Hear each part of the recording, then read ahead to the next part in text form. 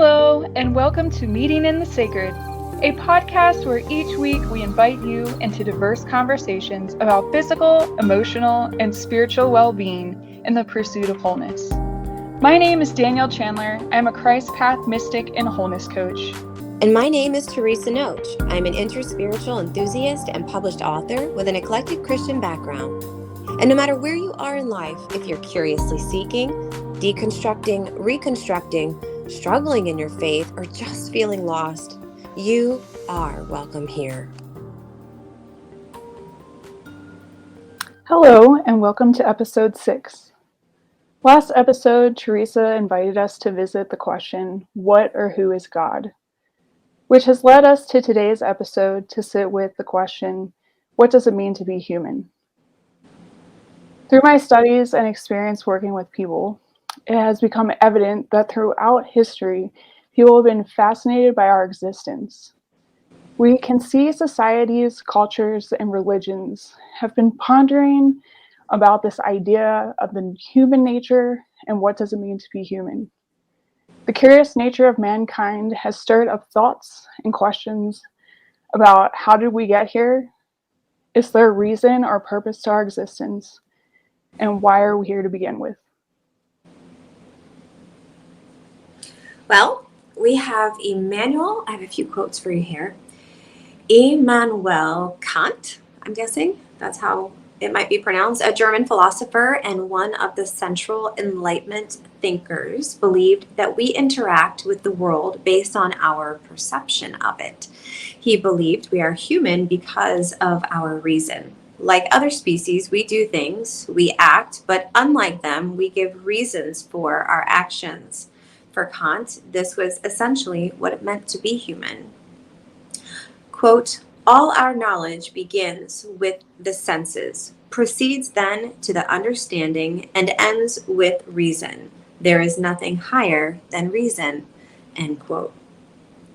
Foundational pioneers in belonging research believe that there is a deep innate need in humans to belong. The desire for interpersonal attachments is a fundamental human motivation that promotes value and well-being. Thomas Aquinas, an influential philosopher and theologian in the 1200s, believed that we are the only beings in existence that can perceive both matter and spirit. We don't just exist in the world, we can interpret it, scrutinize it, derive meaning from it, and make decisions about it. It is our intellect that transcends us from simply existing to actually doing with freedom, with limitless imagination. Some say we are one yet separate, that we impact one another by our thoughts, spirit, actions, and words. I heard recently that to be human means to have a capacity for conscious experience, to be able to have interactions and relationships, influence, give meaning to things, to be able to create, experience emotions, to set goals, and to have the choice to obtain them and what it means to be human. I think that's a really amazing description about this idea. What does it mean to be human, especially when it highlights that we can have goals and have the ability to make the choice to follow through with them and to pursue them. As many of our listeners know, as a wholeness coach, I tend to view our humanity as having a triune nature with spirit, soul, and body. Teresa, how do you view humanity? Oh, as of right now, I currently view humanity more as the microcosm of the macrocosm. Like we're little universes, as above, so below. I believe that we reflect the universe, or even bigger than that, God itself.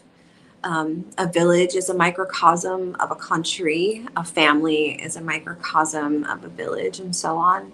I believe that, when the Bible said we reflect the image and the glory of God, I believe it may be pointing to that as a microcosm of the macrocosm, the source of all things, conscious love, God, whatever word our listeners are using for this point of reference of creation, if any.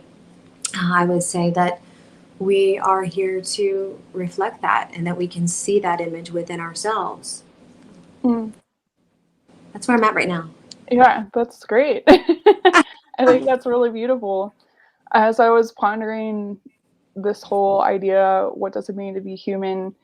I was really trying to look throughout all of history and, even think about like some of the primitive ways that people once existed. And if there was any one theme that really stuck out to me that could be consistent, not just throughout all of the generations, but also as humans develop from childhood to becoming older. And the one thing that really stuck out to me was this idea of curiosity, how it actually partners with survival as well as thriving as human beings.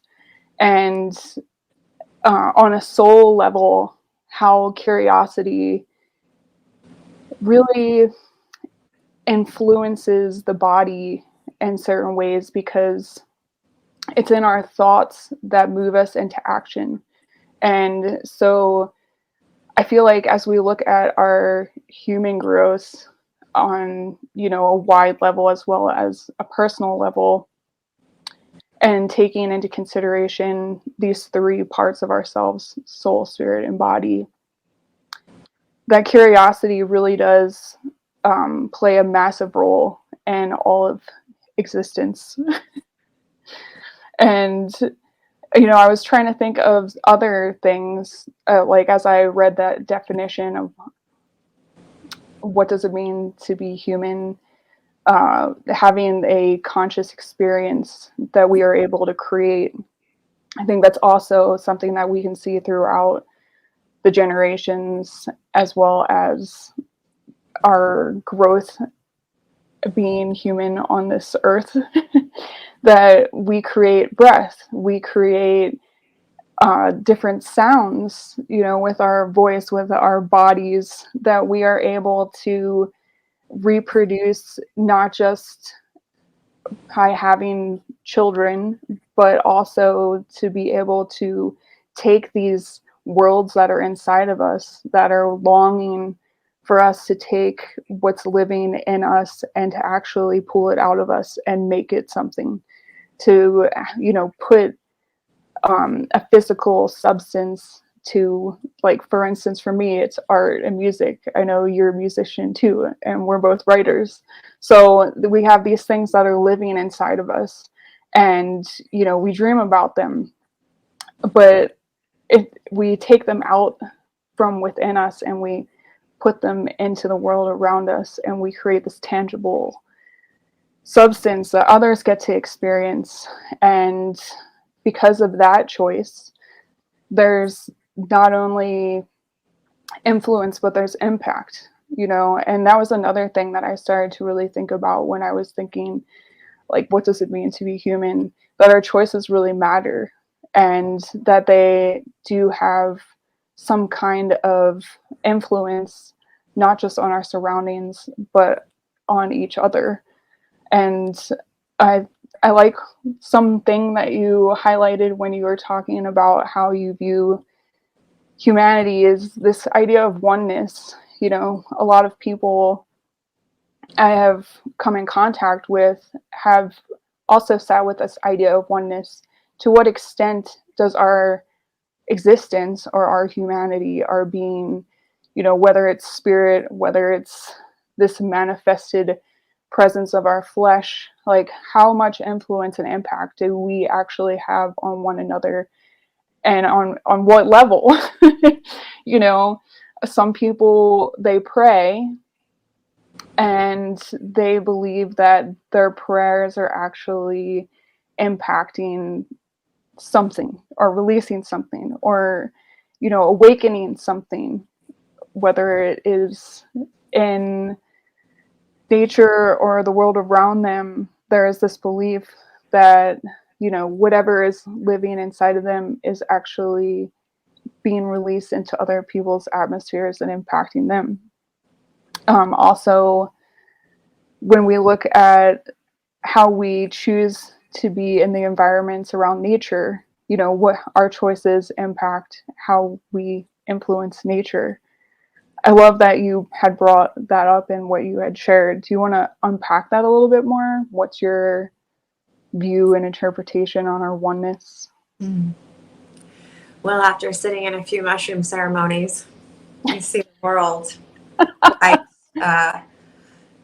differently. And so many people, report having a hallucinogenic experience and seeing everything in existence as connected and intertwined. Sometimes it's hard to put into words this experience. It truly is something that is so fascinating, because it's like you couldn't have thought it up. It doesn't seem like you could think it up, but when you go into that DMT experience, you these concepts just seem to come out of where. And the fact that they are the same experiences that people are reporting to have all over the world, and in ancient times as well. And just for anybody that's listening, hallucinogenic experiences activate our own DMT in the pineal gland. And there are other ways of going about experiencing this and getting out of the conscious mind and tapping into the subconscious, or even what some perceive as into the collective consciousness or to the mind of God. And there's all kinds of ways to describe what we're experiencing. And there are different, a lot of different types of communities talking about the same things in just different terms. But there is breath work that can be done. There's some breathing techniques that have been tested to bring a person into that DMT experience. It also has been said that in helping a person reset their brain from, severe trauma experiences as a child, especially later on in life, it's kind of the fastest way into that core wiring. And I'm saying all this because your question was really just about the perspective of oneness. And so I just wanted to throw a little bit in there on that, because I know probably a lot of our listeners, especially if they're going through the deconstructing, the reconstructing, the searching, the seeking, it's no secret right now that there is a movement happening again. It's kind of like the, 60s reemerging, where this experience is becoming more sought after. And the result of having this perception of oneness is very common. So I just wanted to point out that there are other ways to going about having that experience. If somebody that's listening is interested in that, I definitely wouldn't recommend just getting on the next bandwagon, because it can be a really serious, you have to really prepare yourself and realize that these experiences or these plant medicines are and should be observed as sacred and with honor and with pure intentions. And so, but in these experiences, I was able to almost feel that my experience of matter, having a body, really kind of dissolved. And some people would even say that that is kind of like facing death, that we don't really know. And we're so afraid of this thing, death, because we don't know what it is. We don't know what we're going to feel. And so in the dissolving of myself in these experiences, which is where the medicine takes most people, is into a dissolving of your perception of self, a dissolving of your perception of the separate, unique identity of yourself. And that can be super scary, and people can resist that.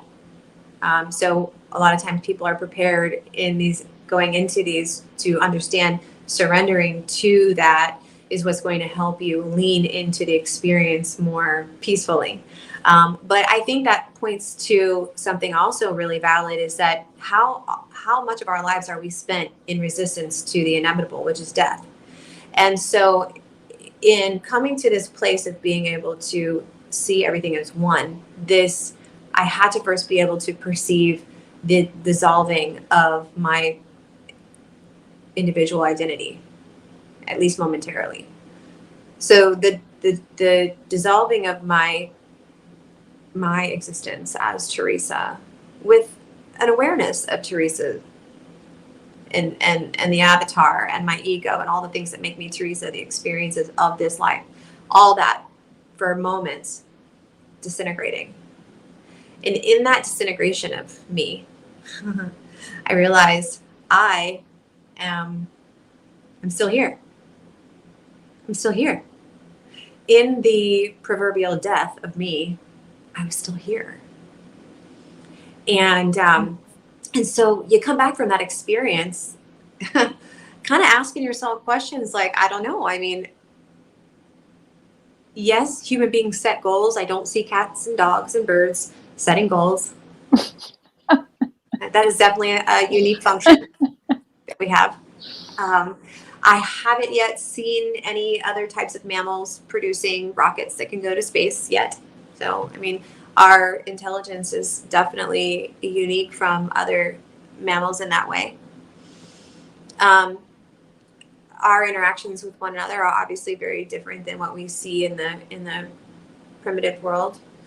But what came into question was really my ideas of what I think everything really is aware of or isn't aware of, and no longer see myself as this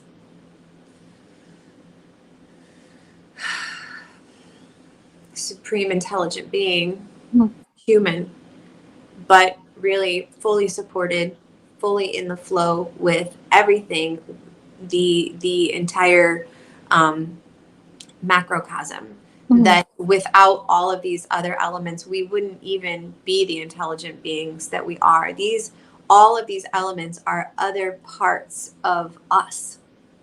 They are other parts of us, and they are interacting with us energetically. The plants, all of the elements, the realm of the unseen, the energies there, entities, energies, whatever people are comfortable with referring to existing in the unseen realm. But when you take away the substance that we are encapsulated in, then you realize that we are all, everything, all of the universe, everything in creation is constantly interacting, engaging, fueling this expansion, this creative expansion, which is the beautiful energy of God. And God is love. And so this love, it just seeks and desires. It's just this function to create. So we are always operating in this, but without the ability to perceive our harmony with everything else, then I think we move into using this intelligence in ways that are harmful to the whole, harmful to the macrocosm. And we see that now, where we get so puffed up in our intelligence and our superiority as human beings that we completely disregard everything else that is so important to even our existence. And so now, nature isn't as empowered to even support our existence because of how we have become so disconnected from the fact that nature is vital. Nature in harmony with nature is vital for our intelligence to continue to thrive. And so in that sense, we are all always one. Yes, serving within these, vessels, jars of clay with different capacities. But my capacity doesn't mean anything if I involuntarily, unknowingly, in the pursuit of my ego, destroy that which is always connected and supportive of even my own existence. So that's where we end up going when we forget that we are always connected and that our harmony with all that we are connected to is so important, so sacred. Mm-hmm. Yeah, yeah. This question, what does it mean to be human, is so vast. Like, Oh, so good though. it's so vast, and I don't think there's any one place that like you can just camp out at and stay. And hearing your experience and just your perspective about how we are one, and using the illustration of the mushroom experience, the medicine that you partaked in, as well as like other people, and how that really can open the mind, as well as, I would say, bring kind of um, hmm, there's like a transformative experience that happens in the Definitely. mind, that I think we do see in certain ways within our lives, but that seems to be a bit more saturated, or kind of contained. I don't know. It seems like it's more, I guess, when you take in the medicine, the substance itself is actually overtaking that experience, so that it's what your focus is on, that experience. Where in life you have all these other things that are going on, and you can be having a challenging moment that causes you to question your sense of reality, or your ego, as you were saying, can be kind of put on the shelf, because there is this essence of dying, or experiencing metamorphism, a stage of that where you have to let go, and you have to ask these questions, and you sit with a void, or you sit with these questions of, what does it mean to be human?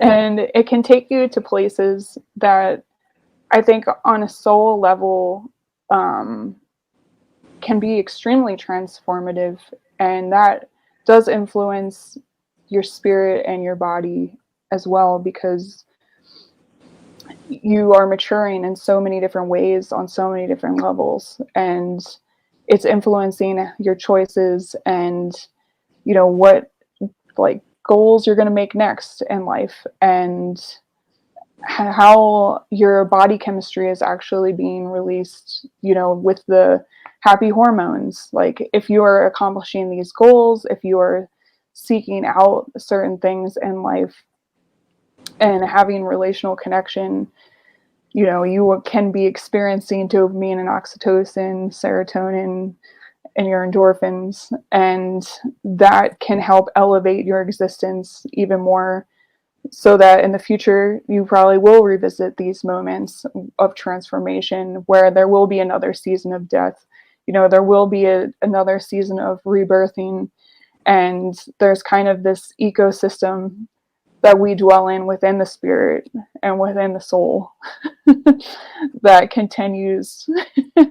I like that. That's good. Ecosystem. Mhm. It's a nice visual. Yeah, yeah. It's really, really profound on so many different levels.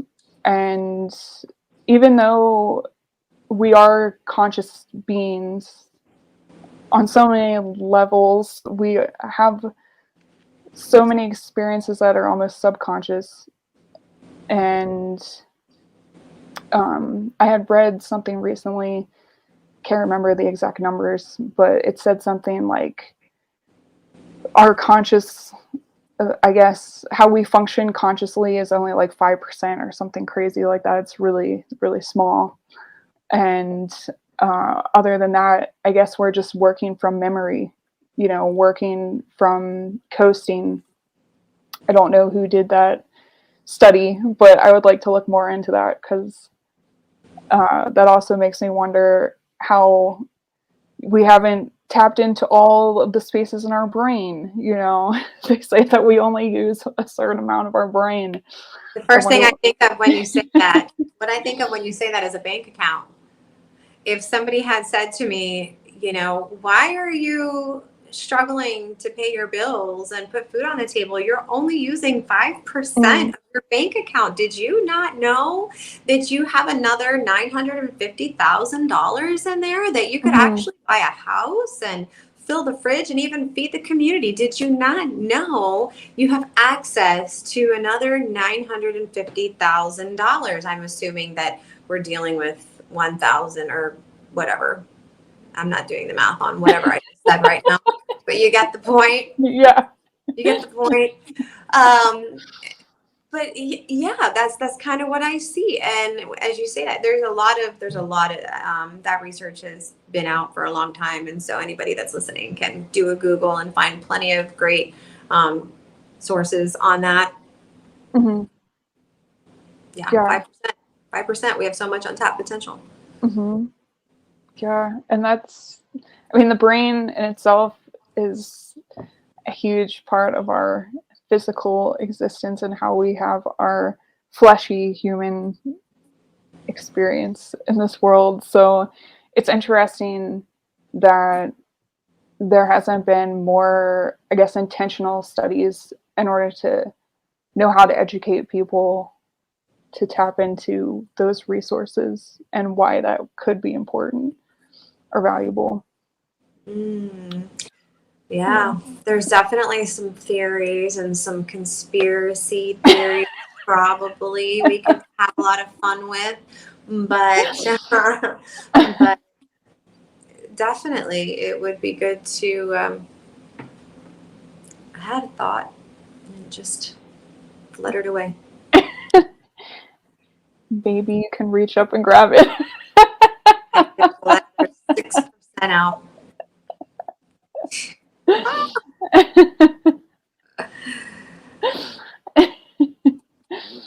It'll come back. Yeah, if it's meant to. It, right. It's meant to. So, sitting with some of the things that we've shared and I guess pondering on the vastness of this idea, what does it mean to be human? What are some main topics that have kind of crossed your mind or like thoughts that have made you sit and want to dig in deeper, or has anything come across your path that you're like, oh, I never really thought about that before? Well, I don't know. I'm a thinker. I'm a thinker. We both are. Yeah. And we think for a hobby. Yes. We're Yes, hobby. we We're do. hobby. We're like, yeah, and being somebody who enjoys the thinking, or sometimes it's autopilot thinking, like you were saying. The 95% of us is on a program. Um, I actually did a segment in my book, a brief segment that talks about the amount of conscious thoughts we're having per second Mm, versus the amount of subconscious involuntary thoughts that we're having. And everything is based on memory and memory of experience, which, oh, that's what I was going to say.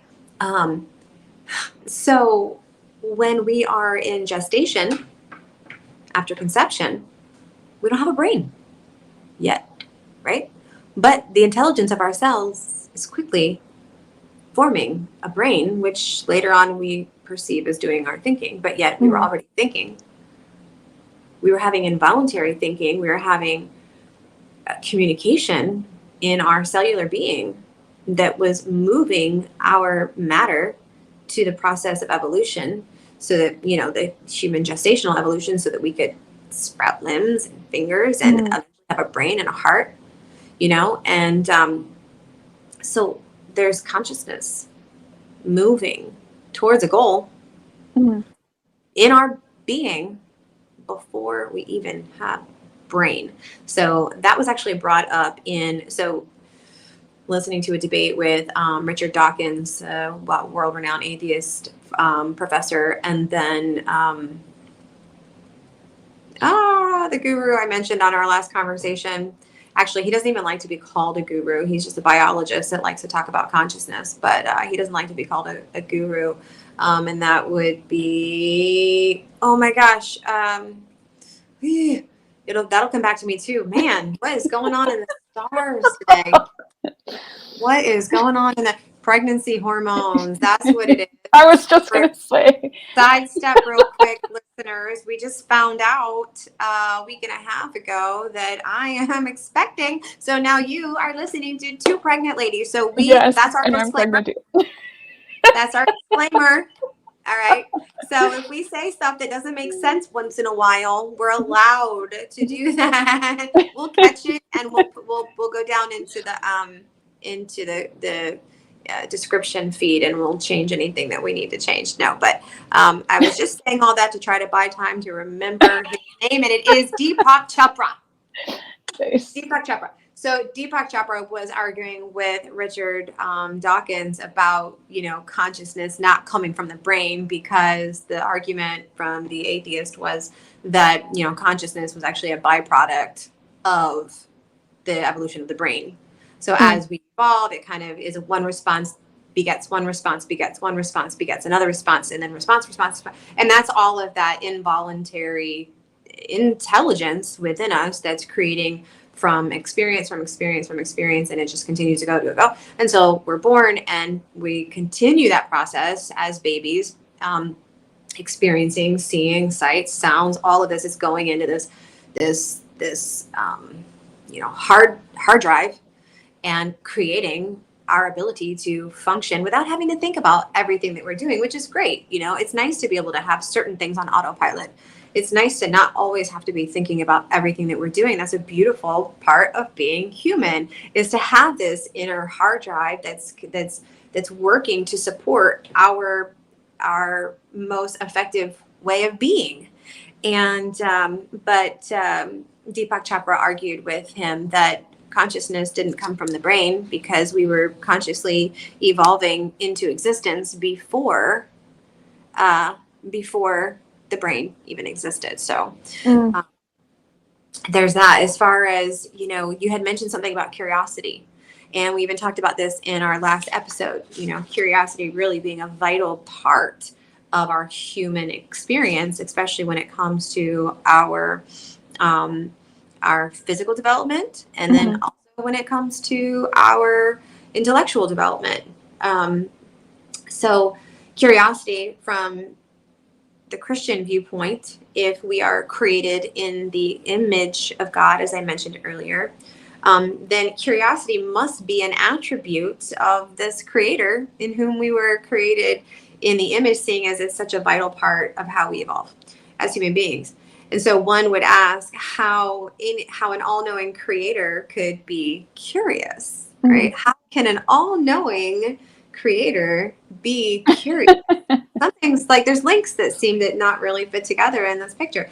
And that keeps us engaged in the mystery. So that keeps us engaged in the mystery of the infinite unknown. Curiosity keeps us engaged in the infinite unknown, which is a beautiful place to be, since one question leads to another. And perhaps curiosity in and of itself is a reflection of the infinite. A black hole of knowledge that can never be fully learned, but infinitely discovered. I love that. Infinite discovery. And perhaps the divine also experiences a type of ecstatic joy that is reflected in the human experience of curiosity and the way it affects our happy hormones. Again, like if we're seeing ourselves as the microcosm of the macrocosm, or the image of God, the reflection of the universe, whatever you want to call it, then these experiences can possibly be even seen in what's happening, above us, above below. And it makes me go back to some Christian beliefs that I had about God, or the box that I put God in. Can an all-knowing God also be curious? Can an all-knowing God still be experiencing learning. Mm. And some would even say that conscious source love, which some people identify as God, actually is us in these bodies experiencing itself Mm. back to itself. So Yeah. this consciousness of God came into this material experience to basically learn more about itself in the material realm. It Yeah. is sending information back to itself through us. We, back to the oneness, we are vessels of God. We, in that sense, are extensions of God. Some would say many gods, but we are extensions of God. We are the energy of God. Mhm. And so all of this curiosity that is built in for us to obtain information and feed it back through and Mhm. produce something else. To obtain information, feed it back through, create something else. This Yeah. loop of information that is constantly expanding, It's constantly. it's so profound because there's an element of curiosity that is playful, Yeah. where like you think of observing a child or a puppy. I have a puppy. Yeah. Yeah. I see his curiosity written all over his face often. Right. And I think that there's something playful about it. There's this essence of unknown and yet a hope for the possibility of the future. And I love all that you were saying about curiosity and God. I love um, knowing that we're born into this world as babies, not like Benjamin Button, born old, if you will, elderly, and moving in the opposite direction where we leave this earth as babies. But instead, we are born into this world as babies and we develop and get older. And I feel like there's an intentionality in that design, that this curiosity and this playfulness actually sets a tone for us to be birthed into this world. And I personally believe that we are meant to be tribal people, that we are meant to have family, that there is supposed to be this nurturing, and from that space, there's elements of attachment and belonging that help us grow. But that curiosity that we come into this world with actually is supposed to be a reminder to the ones around us to not forget their own curiosity. And that picture of God being curious, I remember hearing, I believe it was Francois de Toy and then Andre Robbe, and they talk about this element of curiosity, how God is this creative God and almost wants to experience life through our eyes, as though God had never almost experienced life until he, or God, she, could see it through our eyes. And to have our hearts be this meeting place where we commune with God and whatever that looks like, but in a relational dynamic way, that our lives are this vessel of curiosity for ourselves and for God and our oneness and our union, that we are almost breathing in this one life together. That to me is so profound. Like, so profound. It is. It is. It can challenge, the fundamental Christian belief, Mhm. I think because it's meant to. sure, disrupt some patterns. Why don't you? Um, and there was a point in my unraveling. I didn't know I was going through a deconstruction. I didn't have that word for it then. And some fundamental Christians, I've listened to a few different podcasts, and I've heard them refer to deconstruction as a new progressive Christian term being used to basically undo, fundamentalism. And in some ways, that's true. In some ways, but again, I didn't set out to deconstruct fundamental Christianity Mhm. at all.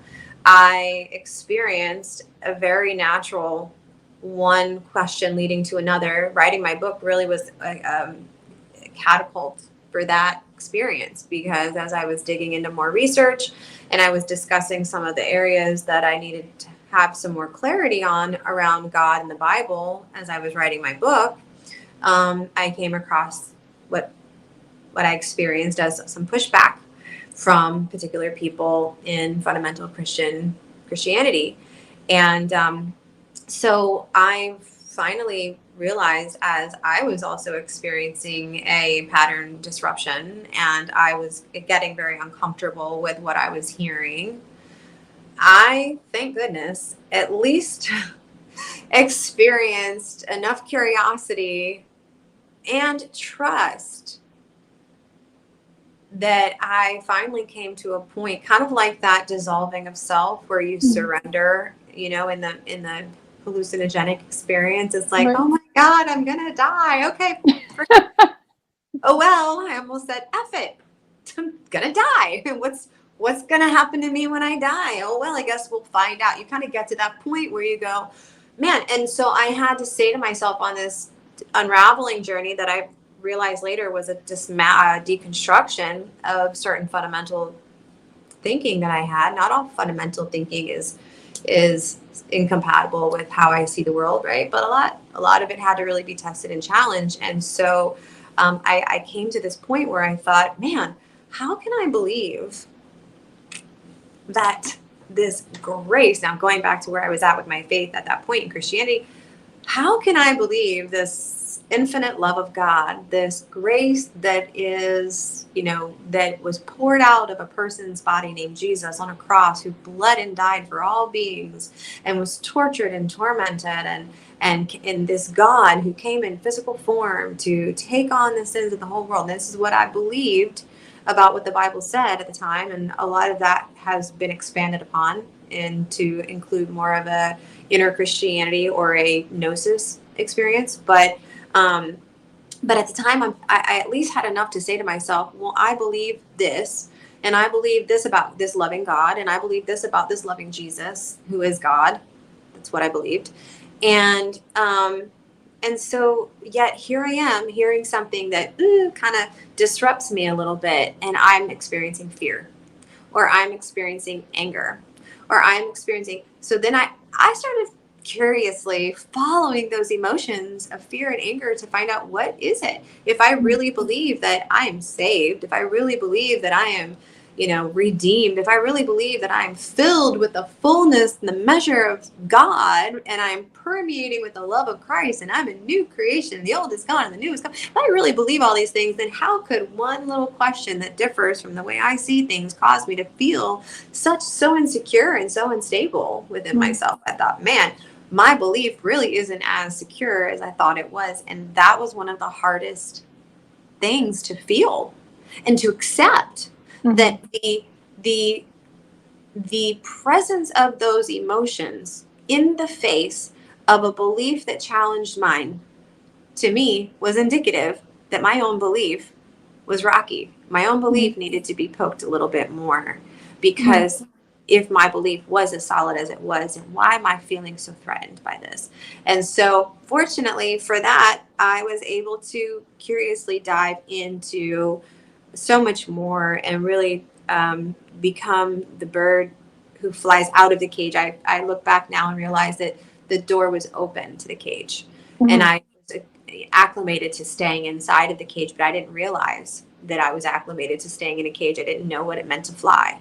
And so, God, I believe, uh, wooed me out of the cage, and I've been able to fly, and it's just been a beautiful experience. But we were, talking about God being curious challenges Mhm. the idea that God already knows everything. Well, it makes God more human. Right, right. And, going back to what you were saying, if we are made in God's image and likeness, well, what does that mean for our humanity? Because I think so often people coming from a more fundamentalist type background uh, like to tar the face of God and to distort it to make God look like them and their beliefs because of a religious perspective or idea that, excuse me, maybe someone introduced them to and they didn't feel safe unpacking those thoughts and feelings like you did, that kept them stuck inside of organized religion and organized thought.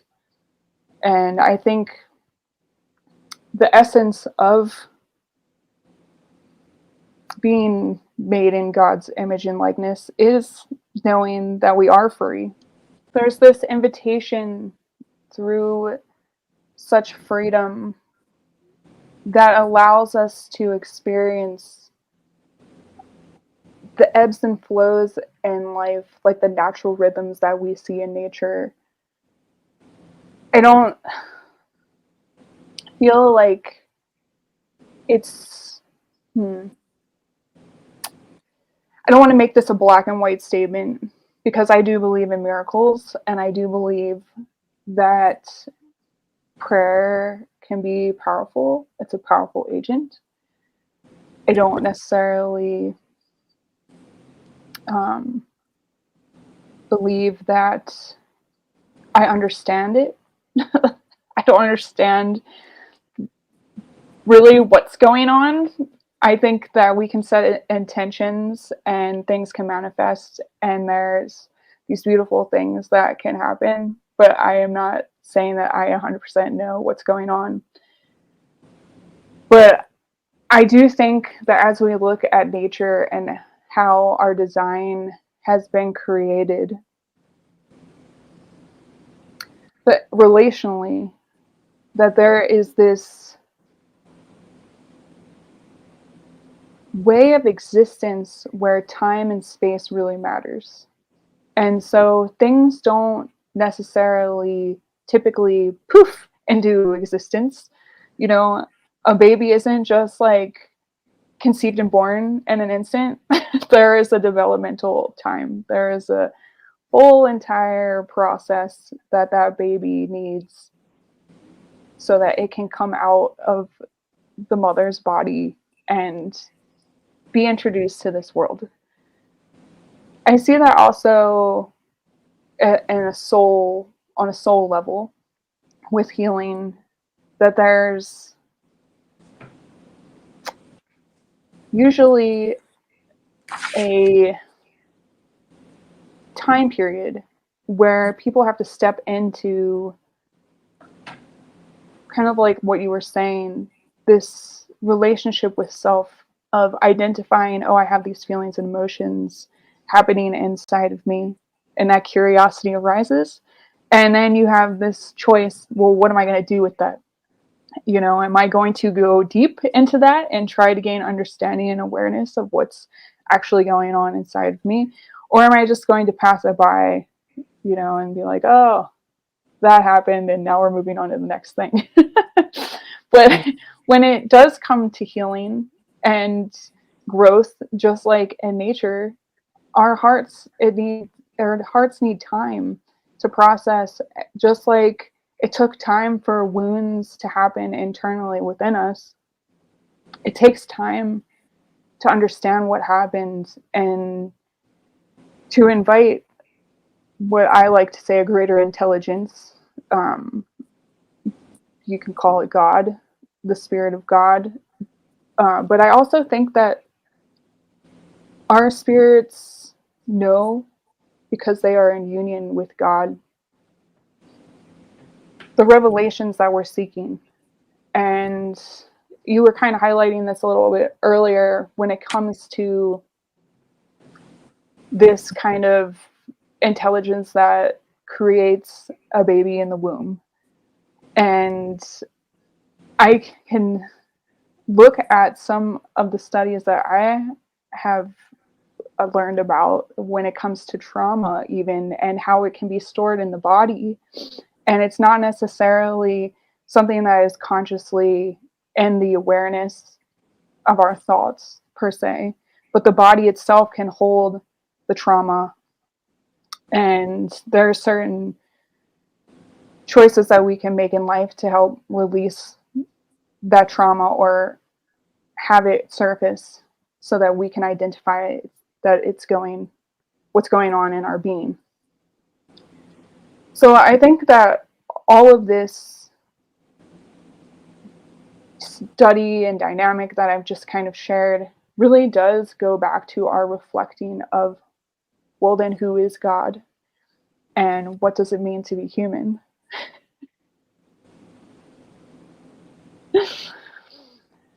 Which, again, it's really this human experience that we have is like no other.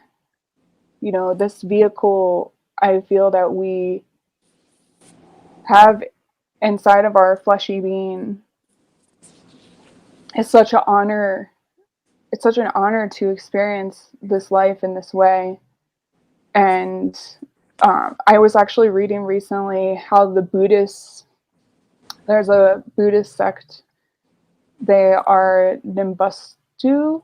Hopefully I'm saying that right. Nimbustu followers. And they believe that human existence is a rare opportunity to hear the Dharma and to attain enlightenment. And that one becomes a human when he encounters true religion. These ways that our humanity has sought out meaning and purpose and to connect to wisdom or the higher self, it's so beautiful to see how humanity in their own way has tried to understand and how to seek that out.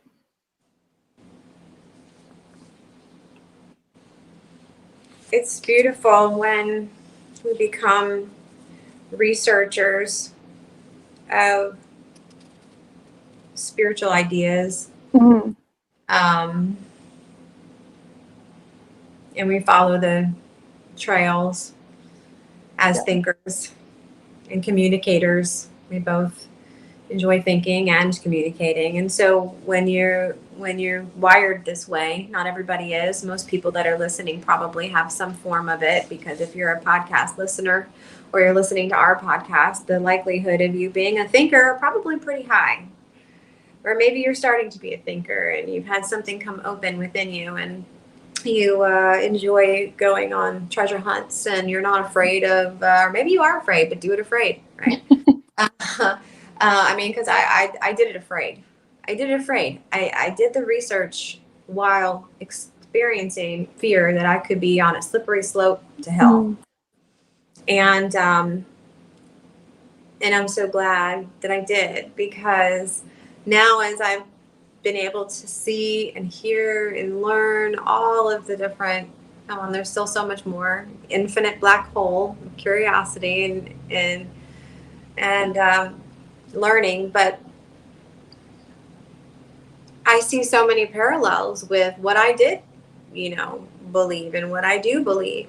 Mm-hmm. And seeing parallels has given me such an ability to fly even higher, because I feel more connected to everyone else. I don't feel isolated in a mission to have to save them all. I can truly actually just appreciate where somebody else is at and know, guess what? Like, I can actually even benefit from them, because I don't have this supreme job of saving them. Matter of fact, they might need to save me. Yeah. I'm not going to consider myself, it's humbling Mm-hmm. to realize that, there's so much to learn and to see, and there's so much to learn within the Bible. If we look outside of what we thought we knew, it's very much, in my opinion, an infinite type of text, along with the Hindu Vedas, and along with the ancient oh, what is the name of the text in Taoism, China? But I mean, all of these thoughts have been recorded Mhm. and studied by scholars with so much more, you know, ability to interpret them than even I have. But not being afraid of that or intimidated by that, and just stepping into the curious journey of learning about the ways that people around the world view this idea of religion or God. And like, as you were just saying about the Buddhists, I was hearing you said this Nembutsu. Mhm. Nembutsu followers believe that human experience shouldn't be merely a question about the theory of evolution. It's very important for them to consider that one becomes a human when he encounters true religion. And the first thing I heard was when Jesus addressed religion with the Jewish people when he was teaching, and he said, you know, the only true religion is to take care of the widow and the orphan, right? And he was, again, speaking volumes, because I don't think he was literally meaning simply just take care of the widow and the orphan, but he was deflecting their attention from the whole list of complicated things that religion had become for them to a Mhm. simple act of compassion and selflessness for somebody else that's in need. And so, as you have here in our notes about the Nembutsu followers, they believe that one becomes a true human when he presses his palms together and recites the Nembutsu in front of Amida Buddha's image. They believe that when we are guided by the warmth of compassion, so Jesus was saying, you know, this true religion is being guided by the warmth of compassion. Mhm. Their deep gratitude softens their blind passions. And, you know, even in my experience in church life, it's like we're even taught, you know, just serve, just come to church.